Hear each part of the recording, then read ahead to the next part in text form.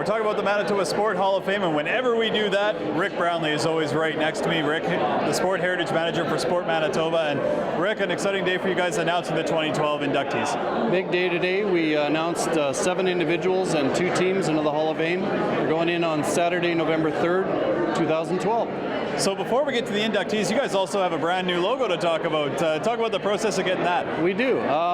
We went in-house for a local firm in Steinbach called Shea Coupe, and he sat and asked a lot of really good questions about what we wanted the new logo to do that the old logos didn't, and I think it addresses all of those issues. All right, so now let's get to some of the inductees. We'll start off with, we'll go with the players first. Ed Belfour.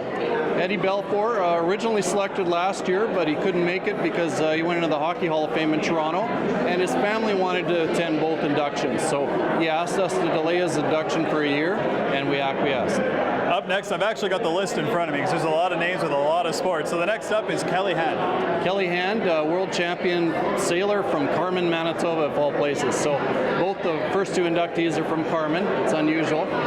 Kelly was supposed to go in last year as well, but she had a baby. So baby comes, baby takes precedence, and we'll welcome both of them this November. Excellent. So now moving right along, Michael Ireland.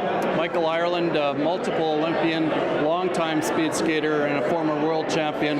He'll be coming in from Calgary and celebrating with a lot of great speed skating tradition. Up next on the list in the athlete category is Harry Langford. Harry Langford learned his football at Daniel Mack, born and raised in Winnipeg, and the Weston Wildcats, and then he went off to the Calgary Stampeders in the 50s, from 50 to 58, and he was part of their all-time greatest 50th anniversary team at Linesman. And might I just say, now that we're about halfway through, I don't know how you remember all this stuff. I have enough problem with names being right in front of me. Moving right along, the last athlete is Sandy Newsham-Miskew. Sandy Newsham is being inducted for softball, but she probably could go in for a number of different sports. Tremendous all-around athlete, dominant pitcher with Smitty's in the 90s, and went to the Olympics in 2000 as a pitcher for Team Canada. She was also CIAU Player of the Year in volleyball, you name it, great athlete. And moving right along, I don't even have to look down for this one because we've worked with this guy throughout many broadcasts of the 4A provincial volleyball and basketball finals. It's Morris Glimsher from the Manitoba High Schools Athletic Association. Yes, Mo Glimsher has got quite the resume, and he's still writing it. He's a little embarrassed about going in. I'm sure he thinks he's too young, and we'll let him keep that thought. But he's got a real good book of work with not only the Manitoba High School Athletic Association, which is an obvious one. He's gone above and beyond in that. But he's also been a major volunteer for a number of different sports, Canada Games, Western Canada Games, the Pan Am Games that were held here, and a driving force for the sport of bandy in Manitoba and throughout the world. And we look forward to keeping on working with you, Mo, so congratulations. Up next is Grant Stradbrook, also in the builder category.